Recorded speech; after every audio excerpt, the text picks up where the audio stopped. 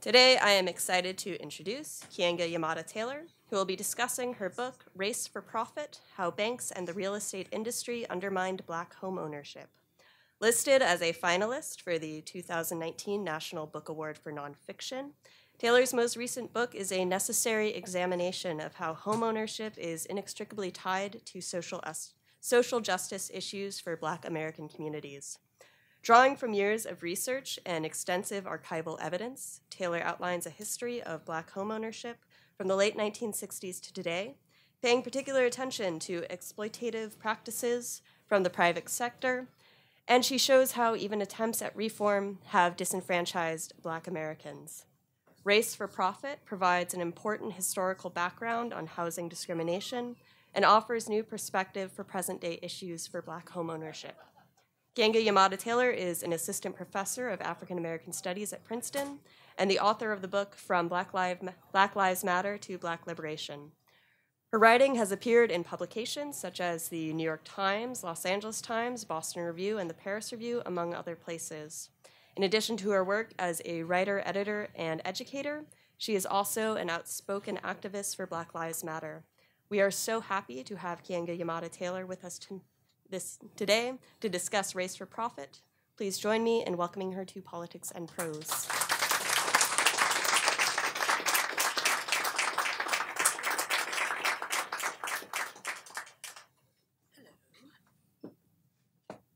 How's everybody doing?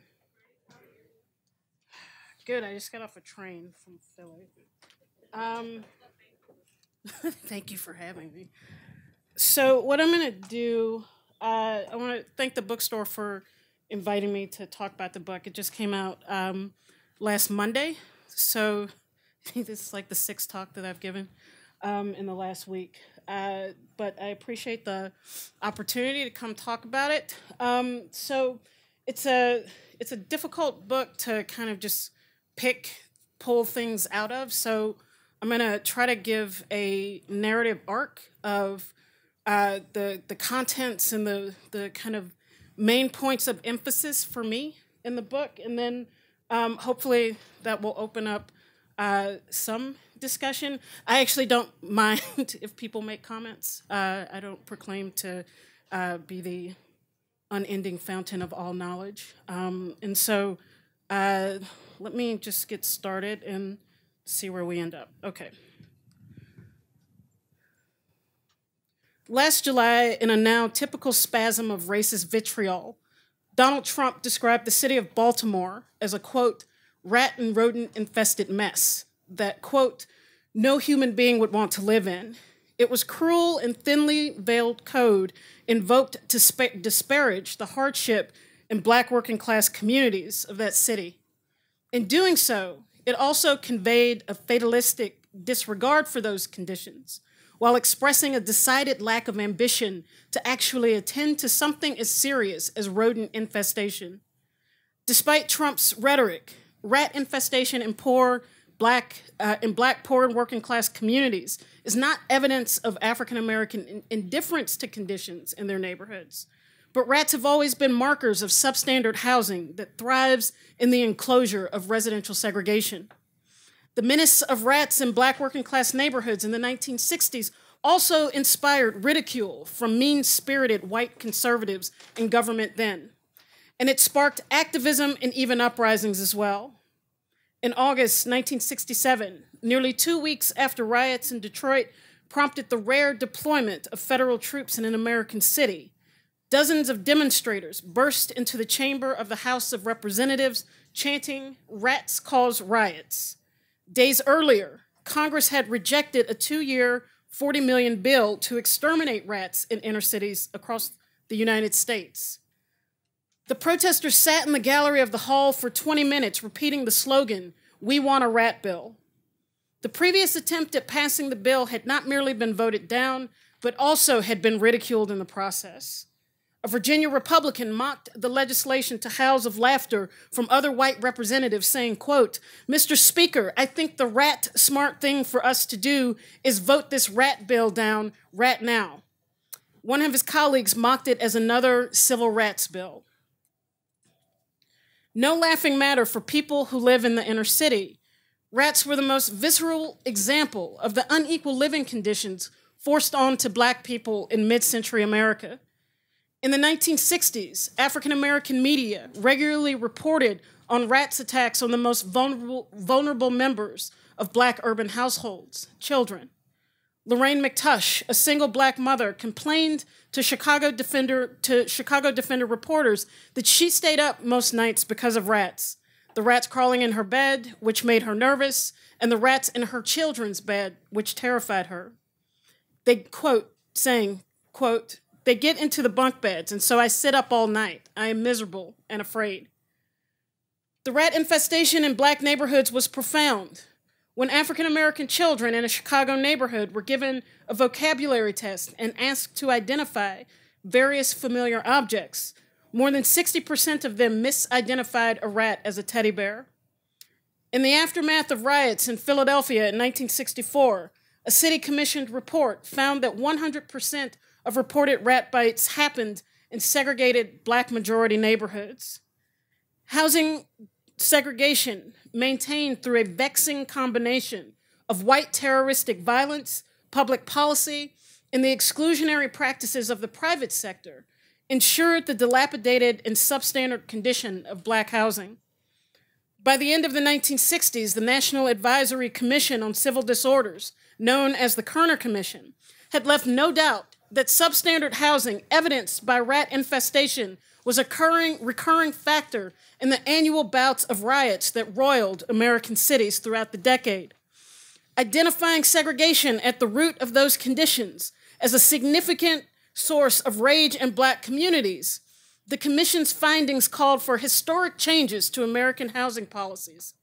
A landmark Supreme Court case, Jones versus Mayer, decided just weeks after the passage of the Fair Housing Act in the spring of 1968, drew upon the 1866 Civil Rights Act and the 13th Amendment in comparing housing segregation to slavery, arguing that, quote, "When racial discrimination herds men into ghettos and makes their ability to buy property turn on the color of their skin, then it is a relic of slavery."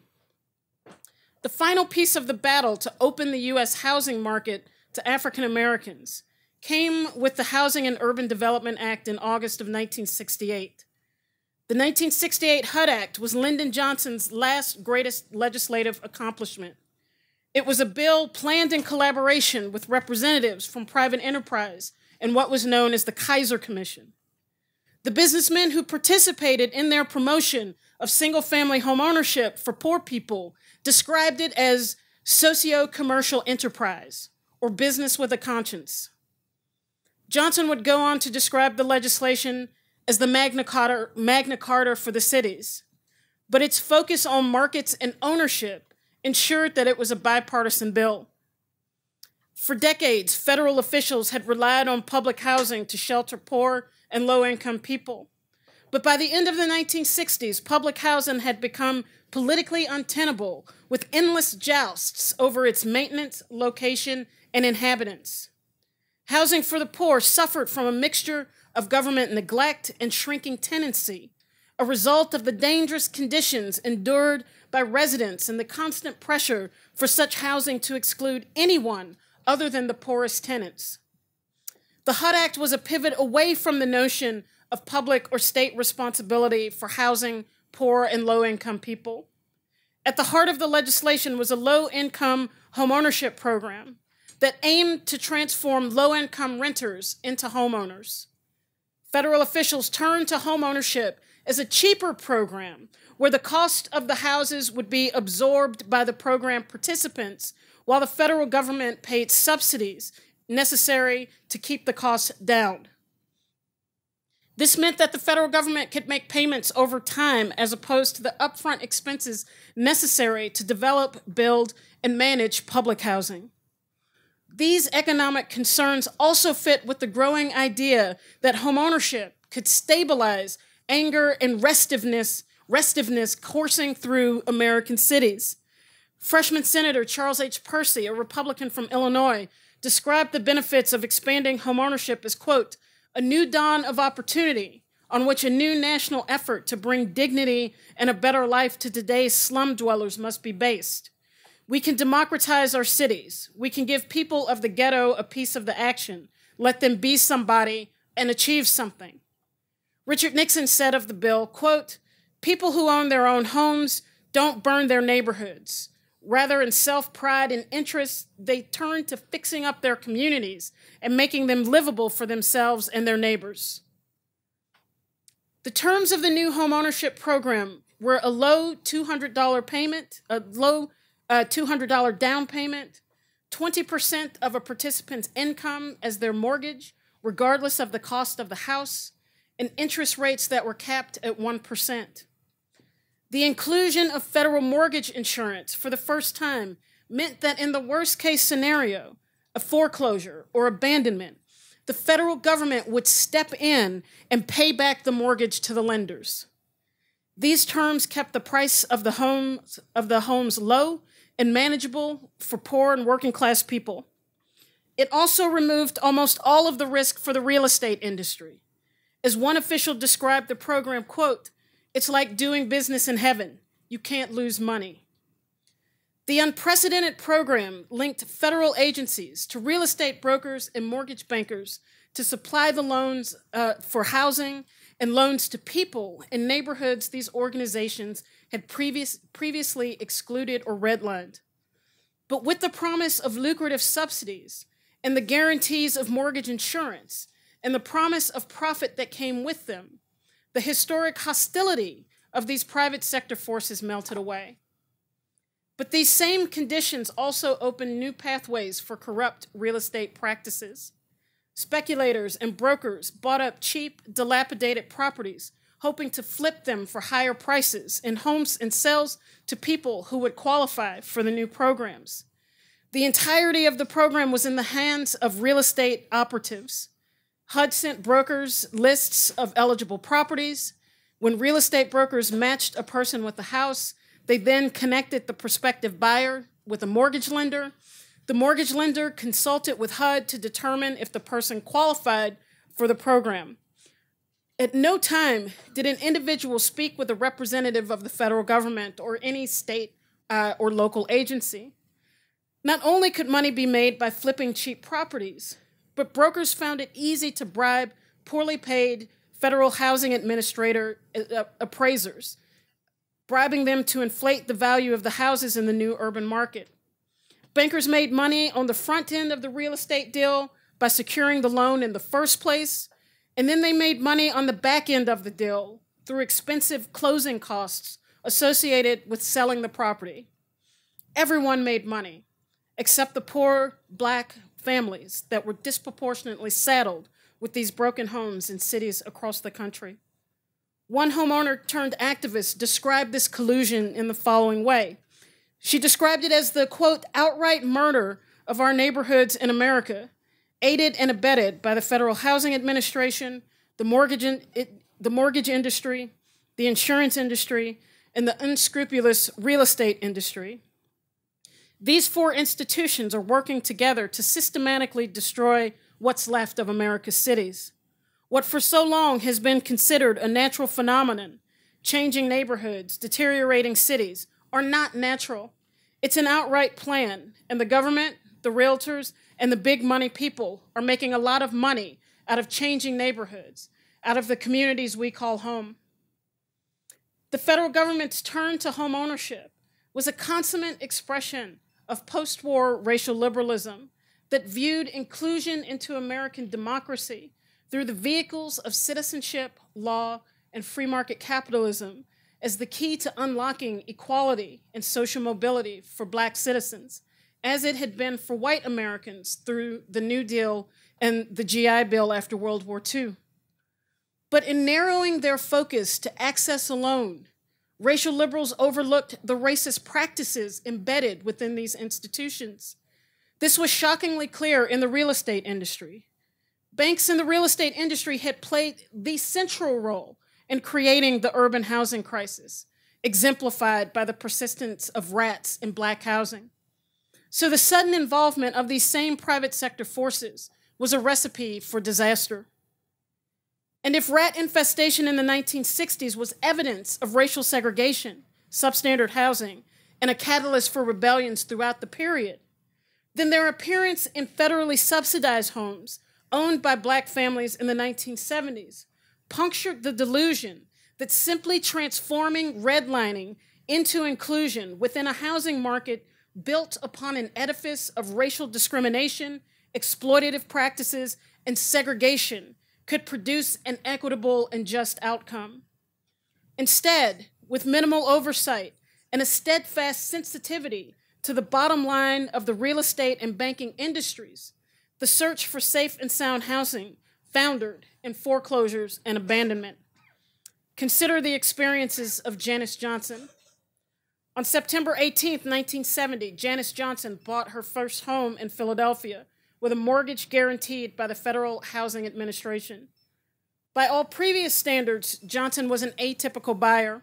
She was a single Black mother on welfare living with her 8-year-old son in a decaying apartment in a building that had been recently condemned in the city of Philadelphia by city officials. Now facing eviction, Johnson needed to quickly find a new place to live when her mother told her of an apartment for rent in the same neighborhood. Johnson called the landlord in anticipation, but her hopes were dashed when he told her that she could not rent the apartment because she was a welfare recipient. The landlord quickly pivoted from offering a rental to suggesting that Janice Johnson buy a house in the same neighborhood. Janice Johnson purchased the house using the Section 235 housing program created by the Housing and Urban Development Act. And quickly, within weeks, Johnson realized that her home was not the fulfillment of the American dream, but it was the beginning of her American nightmare. Within days of moving into her new house, the sewer line broke, spewing wastewater all over the basement floor. The electricity for the house was sporadic and haphazard. There were holes and other irregularities in the foundation of her house. The compromised structure of the house was not the worst of it. On Halloween night, Johnson's son, Edward, woke up to find a rat in his bed. Janice saw rats throughout her house, including in the kitchen and bathroom. Apparently, the holes in the basement harbored nests of rats that regularly entered the house. She called the agent who sold her the house to complain of its condition, and he sent workmen out on a couple of occasions, and they even patched the failing plaster in her dining room. But soon after, the real estate agent reminded her that the problems in her house were now her own. They were what he described as, quote, homeowner's business. For Janice Johnson, the new terms that allowed her and thousands of other women like her to buy new homes were predatory inclusion. Predatory inclusion into the real estate market was evident when Black buyers were granted access to conventional real estate practices and mortgage financing, but on more expensive and comparatively unequal terms. The disproportionate conditions of poverty and dilapidation produced by years of public and private institutional neglect became evidence of why Black buyers should be considered risky and thus treated differently within the housing market. Black buyers were also vulnerable to ongoing predatory practices because of the ways that residential segregation persisted, maintaining African Americans as a captured market, making them vulnerable to price inflation and exploitative real estate and banking practices when it came to securing housing. More generally, predatory inclusion described the ways that Black people were welcomed into institutions and practices from which they had formerly been excluded because there were new ways in which they could be extracted from or financially exploited. Miserable and dangerous housing conditions in the existing urban market led people to walk away from the homes that they had recently purchased, and the number of defaults and foreclosures and FHA payments, insurance payments, began to rise. By the end of 1973, 10% of Section 235 homes were in foreclosure, along with tens of thousands of more in other FHA-assisted low-income homeownership programs. In May of 1974, HUD was in possession of 78,000 single-family homes that had been foreclosed upon, with hundreds of thousands of others in limbo in the status of default, meaning that they were a few payments away from being in foreclosure. Congressional investigations into impropriety in the homeownership program showed that federal appraisers were taking bribes and inflating the value of dilapidated houses by 3 or 4 times their actual worth. Local mortgage bankers were also accused of accepting bribes to ignore inconsistencies in paperwork needed to authorize the purchase and sale of particular houses. Newspaper reports and hundreds of federal indictments identified local FHA officials, appraisers, real estate agents, and mortgage lenders as all in on the swindle. These were not just scandals, but crimes that had been committed against poor and working class Black people in cities as diverse as Chicago, Detroit, Philadelphia, DC, Seattle, San Jose, Columbia, South Carolina, and beyond. Real estate brokers, FHA officials, and mortgage bankers were arrested and indicted for a criminal conspiracy to commit fraud. By 1974, 28 HUD officials had been indicted for their role in the housing scandal, along with other mortgage brokers and real estate brokers. The FBI had another 1,930 open, active investigations into fraud in the HUD housing programs. But instead of focusing on the corrupt practices of the private sector at the heart of these programs, policymakers scrutinized the homemaking skills and housekeeping abilities of Black women. The racist discourses of unfit Black mothers marshaling the perceived domestic dysfunction in Black households guaranteed the ease with which the blame for the decline of these homeownership programs could be attributed to the apparent ineptitude of Black single-parent-led households. Elected officials, media, and the racially resentful white public were more than willing listeners. So even as hundreds of mostly white men were arrested or indicted for criminal acts of fraud and corruption within the HUD homeownership program, George Romney, the former governor of Michigan, who was also the secretary of HUD at this time, insisted, quote, that housing by itself cannot solve the problems of people, particularly those people, he added, who, quote, may be suffering from bad habits, lawlessness, laziness, unemployment, inadequate education, low working skills, ill health, poor motivation, and a negative self-attitude. By 1974, in Romney's last act as secretary, he imposed a national moratorium on all subsidized housing programs, right in the midst of the end of the long U.S. economic boom that had been in place since the end of the World War II, and the onset of the worst economic recession since the Great Depression. Nixon then used the HUD crisis to pivot towards a new Section 8 housing voucher program that fully divested the federal government from low-income homeownership. The discriminatory best practices of the real estate industry had made it resistant to change in adhering to new fair housing legislation. The benignly named public-private partnerships obscured the ways that the federal government became complicit with private sector practices that promoted residential segregation and racial discrimination. Selling dilapidated homes to poor women who could not afford repairs, like Janice Johnson, reinforced the idea of unfit Black owners who posed a threat to the quality of a neighborhood and its property values. When the federal government guaranteed Johnson's mortgage, it became implicated in the shoddy business practices of private sector agents bent on profiting from the desperation of low-income urban residents. Racially informed real estate practices were not the actions of an industry impervious to change or old in its ways. Instead, racial discrimination persisted in the new market because it was good business. In closing, when Ronald Reagan became president in 1980, he called for HUD to convene a special commission on housing policies. For more than 30 years, after pledging to provide decent homes for its citizens, the federal government and its Department of Housing continued to fail in achieving its goal. The latest Housing Commission, paneled by Reagan, called its report to House a Nation, and it began with a criticism of the 1968 HUD Act. The Hud Act had left as its legacy, quote, a belief in the potency of government programs. Reagan's Commission on Housing promised the opposite, quote, the genius of the market economy, freed from distortions forced by government housing policies and regulations that swing erratically from loving to hostile, can provide for housing far better than federal programs. It was a conclusion that could only be reached by ignoring the actual origins of the Hud Act itself and the reasons behind its demise.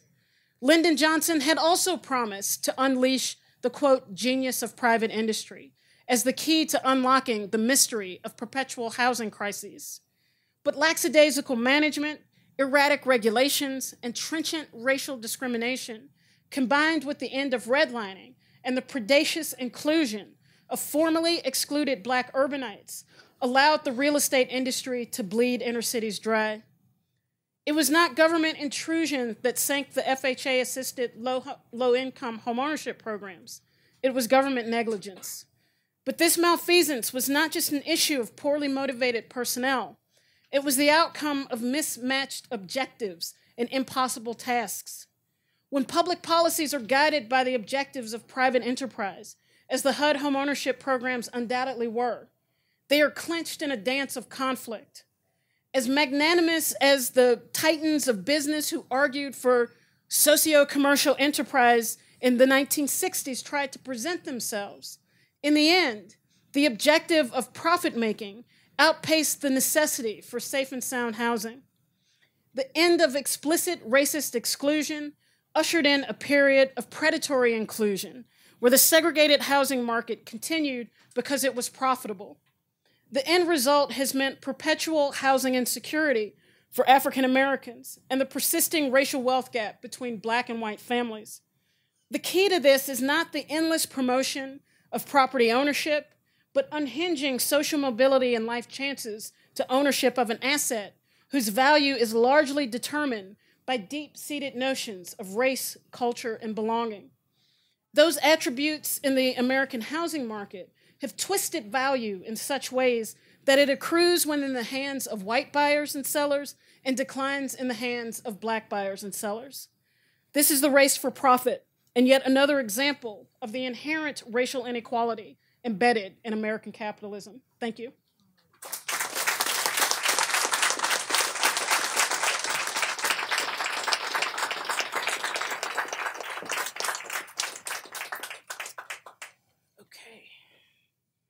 Questions, things. Dave Zarin, yes? Hello, it's nice to see you. It's great to see you. Thanks for coming to DC. Maybe I should stand up. Two things. One, I read the book, and I can't recommend it enough. And partly, I just want to recommend everybody buy the book. It's absolutely incredible. I never thought housing policy in the 60s and 70s would be my thing. But I was absolutely caught with every page. I wanted to ask you, what would positive housing reform look like in this country? Or is that even possible? Or would it just be so warped by racism and predatory inclusion, no matter what, that it's impossible in a capitalist society to actually provide decent housing for poor and Black communities? Yes. I think it's two things. One, the housing insecurity of a disproportionate number of Black people could instantly be solved if the federal government actually enforced its own rules and regulations regarding redlining, discrimination in the private market. But that has notoriously been under-enforced, if not, if completely ignored from the beginning. So at the passage of the Fair Housing Act in 1968, a civil rights division was created for HUD, the Department of Housing and Urban Development. And when the civil rights, when new offices are created, the best opportunity that they have for decent funding from the federal government, appropriations, is when it first is created. But in this case, the Civil Rights Division was created with a $6 million budget, $5 million of which went to staffing and setting up the office, which left $1 million for 120 agents to investigate all claims of racial discrimination in housing in the entire United States. And so on its face, that is an unserious effort to actually enforce the laws. But I think it's important to say that this isn't just an issue of malfeasance or irresponsibility or just not doing their jobs properly. But part of what I'm interested in looking at is how the relationship between public and private, public sector and private sector forces creates that kind of reluctant and hesitant approach to enforcing civil rights rules and regulations. And part of it is based on an understanding that there are two sets of objectives when you match these different interests together. The entire purpose of the private sector forces in housing and real estate is to make money. That's what real estate buying and selling is for. The purpose of the public sector is, presumably to protect the public's interest, to protect public welfare. And so profiteering and the public's welfare and interest do not go together. And we see this clash and conflict repeated throughout the course of these programs and throughout programs thereafter. Why was public housing so poorly organized and maintained in the United States? Because the private sector didn't like it. And the private sector had much more influence over policymakers than any public housing inhabitant ever had. The private sector did not want competition with its efforts to sell homes or to rent to people in the private market. And so this contributes to the particular character that public housing has. And so I'm trying to draw attention to the conflict of interests inherent in the public-private, these public-private partnerships that are always introduced as new and innovative and the most efficient way to accomplish these public policy goals. And the end result of this relationship has undermined the ability of the federal government to enforce its own rules regarding discrimination in the housing market, because when it completely offsets the responsibility for producing, managing, overseeing in any capacity housing for poor and low-income people, as our government has done. It has almost no direct investment in housing, in public housing, as it did, or in any sort of low-income housing for working-class people, as it did prior to the 68 bill, then it means that instead of a partnership, the federal government is actually dependent upon private sector forces to produce this housing, which again warps its ability to adequately enforce its own rules and regulations.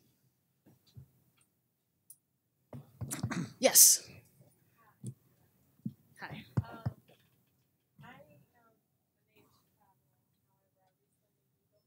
Mm-hmm. Where in Chicago? Yeah. Where? Okay. Okay. I came from Chicago too. Yeah. Yeah. So my question is, so I'm kind of a relative viewer, but our disconnect happened some years ago, so I apologize for not being in touch. But, As do I. so, but I'm related to you. But my question is, so our family has always experienced a lot of hardship and through homeownership and all that. And I wanted to ask a question about the programs that they currently have in place, such as like the NACA program. You familiar with that, NACA? Mm-mm. It was a program to help people be able to buy housing Mm-hmm. for low-income people. And so I want to know, from your knowledge and studies, do you know of organizations that are in place now that help more to help educate people more so that they make better decisions, choices, and lift themselves up a lot quicker and easier? Yeah, actually, I think that there are a fair number of housing organizations that work with HUD to promote home ownership, and a big point of emphasis is doing counseling for prospective homeowners. And I think, I think that there have been various studies that show that people who do counseling are better prepared for some of the unforeseen things that come up.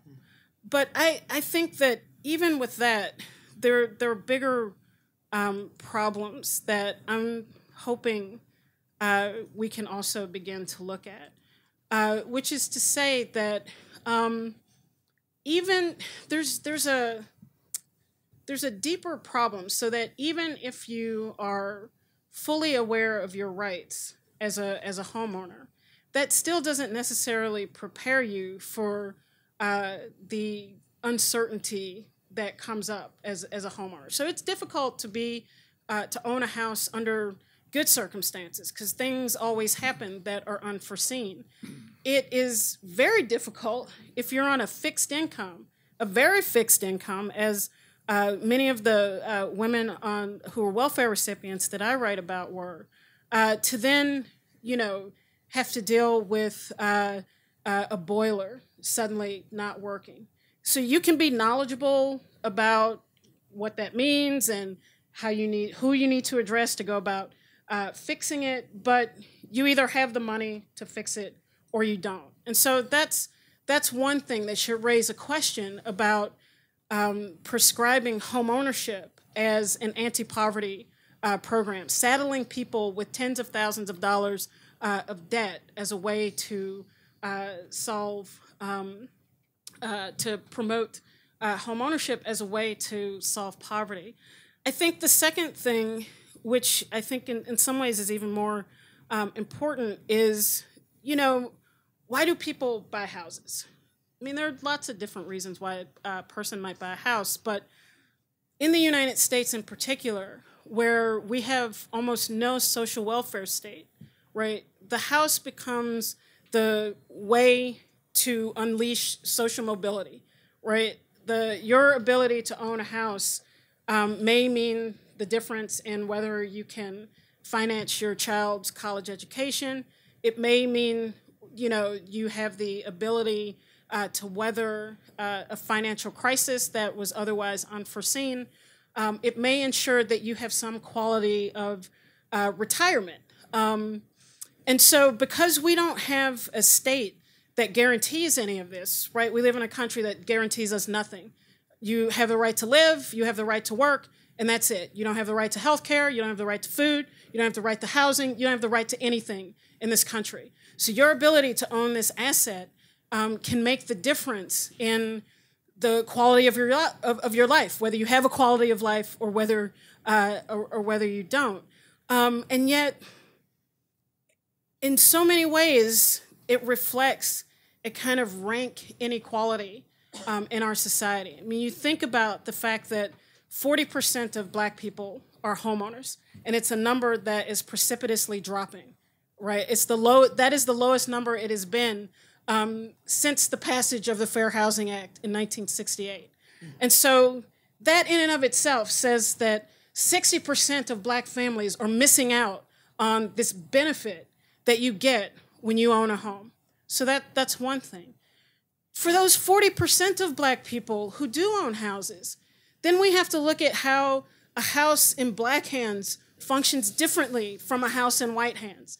Black properties are valued consistently as having less value than they do than property in the hands of white people. Black neighborhoods are seen as less valuable. And these aren't just subjective ideas. This gets reflected in the market. And the proponents of the free market like to talk about the market as this colorblind, neutral space where all things can happen. And in fact, the market and notions of value are socially constructed. And what does that mean in an inherently racist society? It means that the market reflects that racism back at us, so that black housing means less in comparison to white housing. So even when black people have access to housing, it doesn't function in the same way. And so for me, that means that we have to think about creating avenues for social mobility that don't rely on your ownership of this asset. And what would it mean if we had universal health care? Or what would it mean if we had universal access to a college education? Or what would it mean if we had access to all these other things that could imbue our lives with value? Then it would make owning this house much less of a necessity. And so I think that part of what I'm trying to do is to get us to think beyond the existing framework for housing, the existing kind of almost reflexive reaction that we should all be homeowners and we should all be promoting homeownership. And it doesn't mean then relegating black people to the rental market. It means rethinking how we distribute these social services, public services that create a quality of life for people that are unhinged to ownership, to this access that not everyone has access to. And even when they do, it reflects the same kind of inequalities that pervade our society. Mm-hmm. That's a lot. Mm-hmm. Thank you. There's Erica. Yes. Someone's using the microphone. I'm supposed to tell you to use the microphone. Thank you so much for coming to DC. It's lovely. I'm super excited to read the book. Had a couple of friends who saw you at a housing conference in Princeton last year or 2 years ago, and said that it blew them away. I organized that conference. Yeah, so no, it was good. Yeah, so I'm super excited.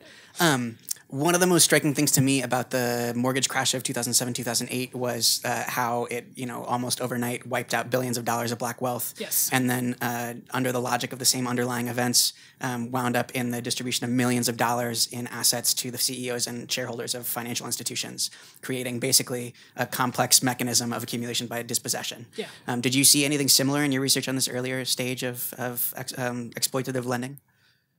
I think what happens in 2007 and 8 is just on an exponentially larger scale, because one of the things that happen in the programs that I look at is the way that the 68 Hud Act basically privatizes Fannie Mae, which was a national banking process that purchased mortgages for the sake of drawing more money back into the housing market.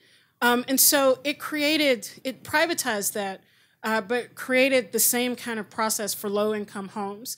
But the mortgage-backed securities that come out of the 68 bill were really, in some ways, still relying on domestic-based long-term investors, like life insurance companies in particular. And so what happens with the deregulation in the 1990s and the early 2000s is that it is drawing from international sources of capital on a much larger and much more far-flung basis, which brings in exponentially more money into the process. And so I think that where there is a kind of link between the two periods is one is that the crisis in the programs is manipulated by the right in such a way as to kind of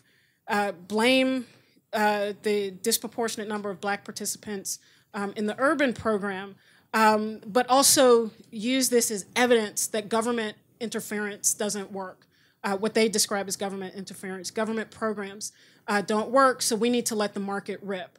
And so it becomes evidence, like in that Reagan Commission report that I talked about at the very end of the talk, becomes the foundation upon which arguments for deregulation happen in their first iteration in the Reagan administration. but that are then picked up by the Clinton administration as well. And so there's a bipartisan effort to attack the legacy of the Johnson welfare state and this notion of big government that is not wholly rooted in the collapse of these programs.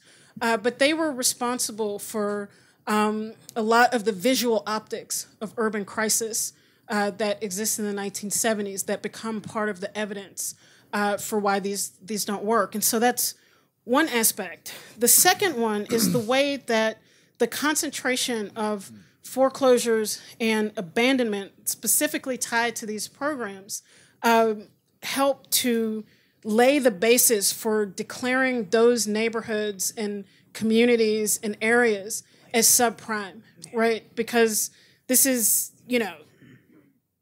devaluation over a long period of time because of the loss of the housing stock, the proliferation of empty lots. Those become the evidence of why those areas are subprime and why the people who live there and want to borrow money are risky. And so that's the link between the two. And so even if the practices weren't as lucrative as they were to become, it kind of greases the wheel, and demonstrates a set of practices that allow for the exploitation of African Americans under new colorblind conditions. Because this is post-fair housing, this is post, the bevy of civil rights laws of the 1960s. And so the U.S. has worked to take race out of the law.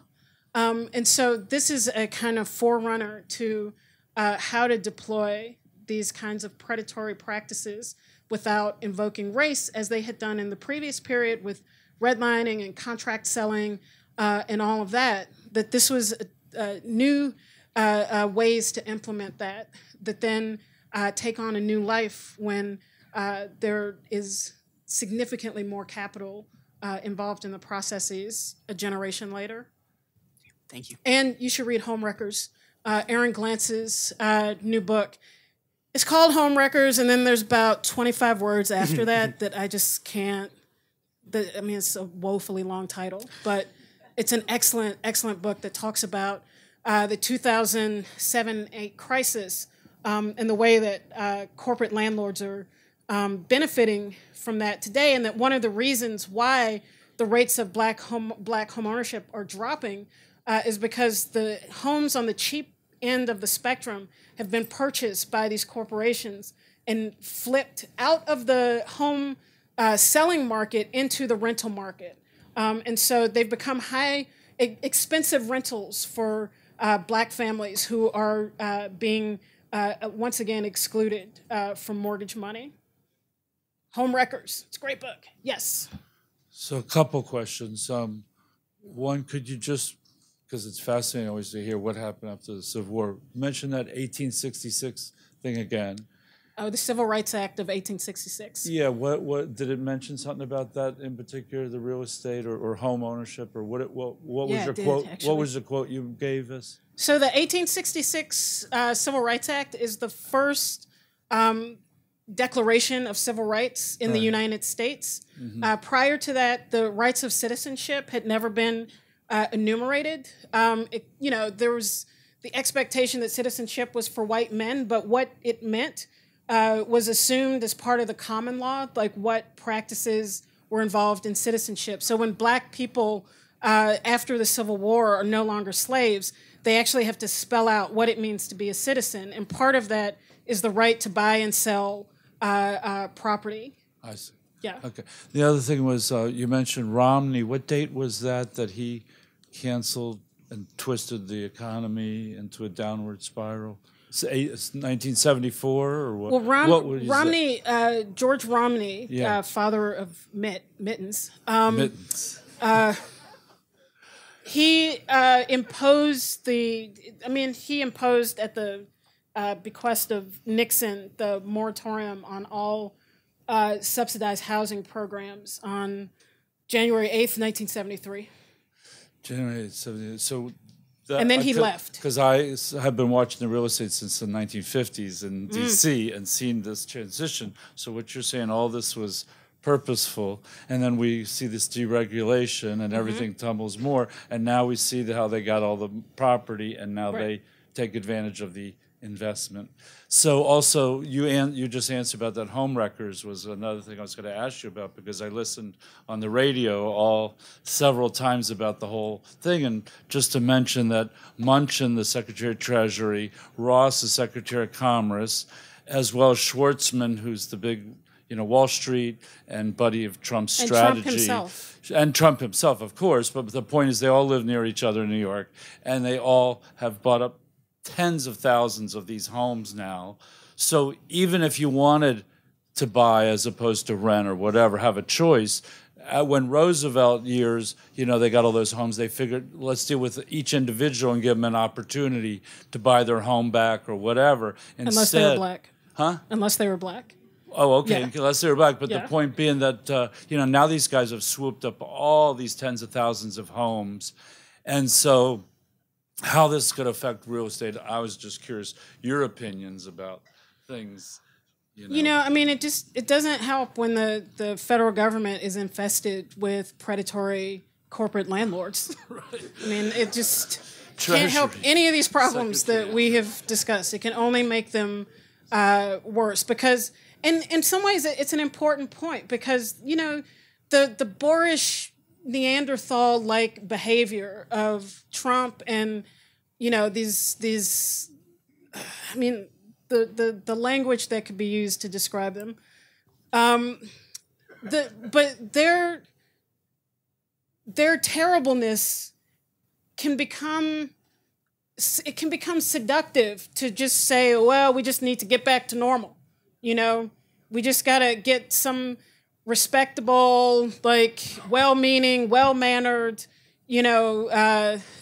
decent people like, Barack Obama back into office. And, there is a certain seduction to that when every day you just hold your breath and, what new low in human depravity will emanate from the Oval Office today, But we have to also remember that the previous 8-year period, I think we can't neatly disconnect from the delivery of the Trump administration. But, things were not so wonderful that we didn't have the emergence of a Black Lives Matter movement. We didn't have the explosion of an Occupy movement.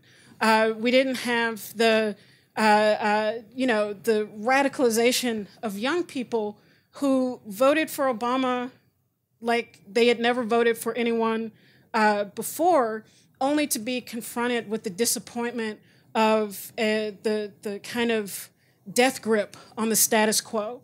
And so I think that this is an opportunity, and I'll just say that for me, one of the reasons why the campaign of Bernie Sanders is so exciting is because it feels like it's an opportunity to actually do something substantively different and not just continue the slow, plodding march to hell that, the Democrats or Republicans are paving the way towards. And so it means that we have an opportunity to think radically different about doing things. And so in the same way that there's a new discussion about healthcare, that we have a right to healthcare, a discussion that Sanders and other people who raised this 4 years ago were ridiculed. Oh, they just want to get free stuff and pony rides, right? And now it is the centerpiece, it is the starting point for the discussion. And the same thing with college education. We say that access to college makes for better citizens, makes for more informed people. Then why are we paying for it, right? This should be just a basic aspect of human society. And so, but a new discussion has opened up around that. Canceling the $1 trillion debt, student loan debt, that many of us walk around with, our student loan tumor, right?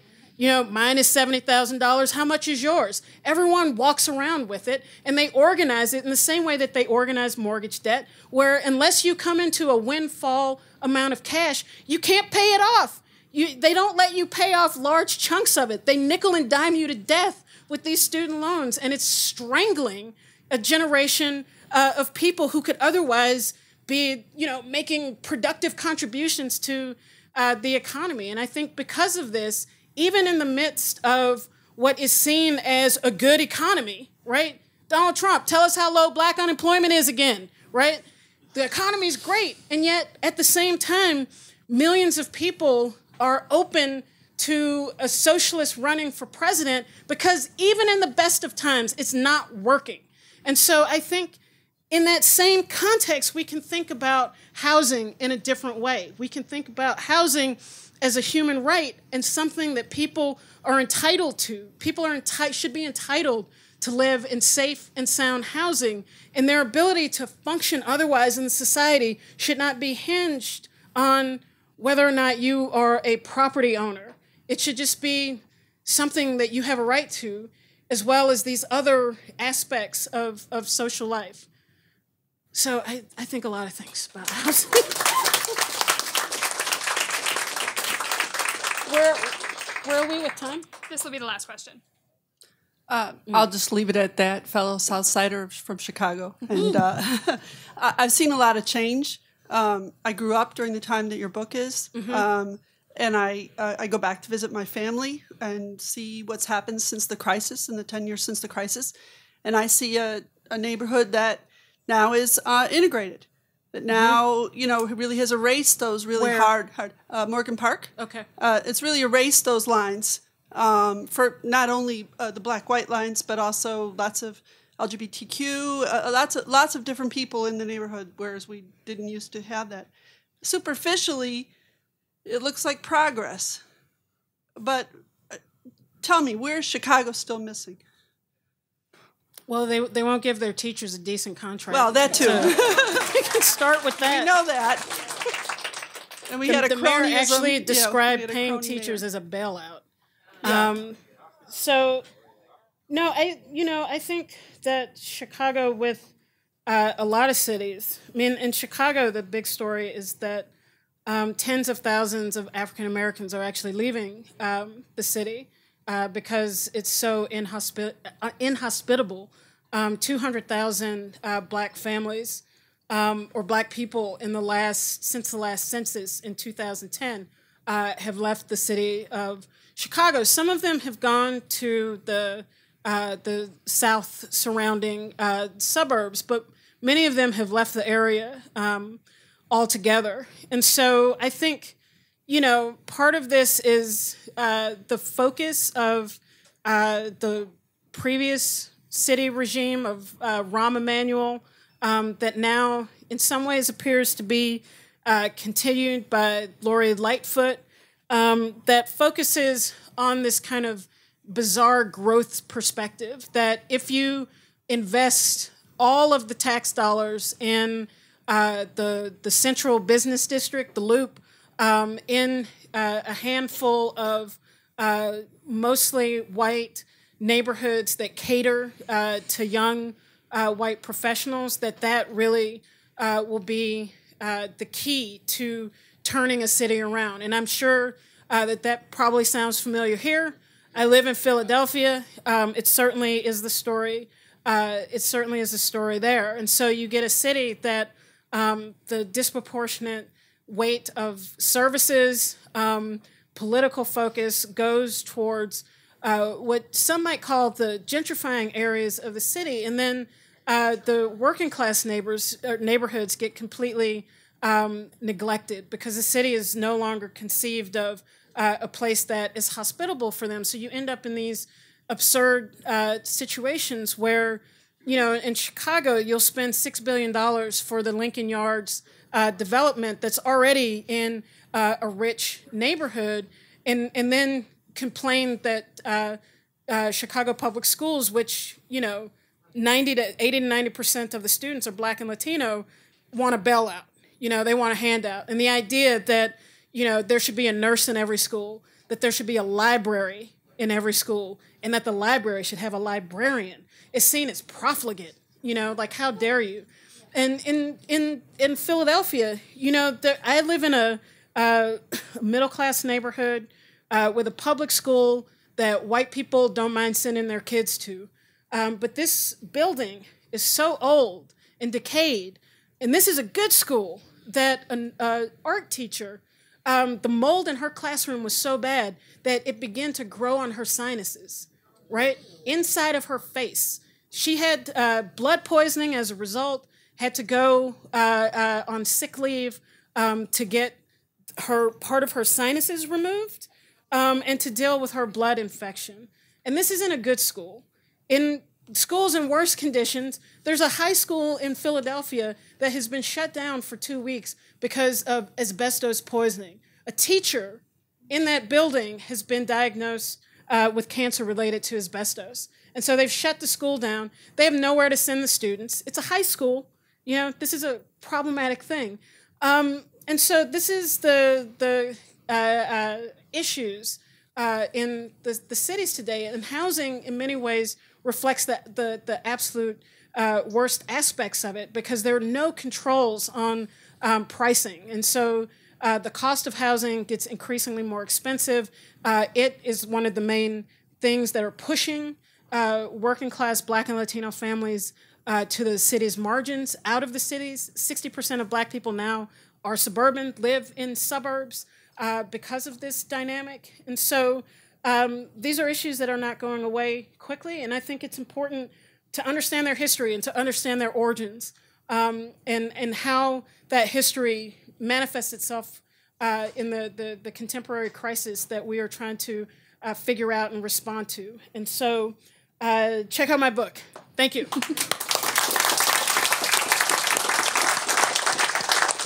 Thank you, everyone, once again.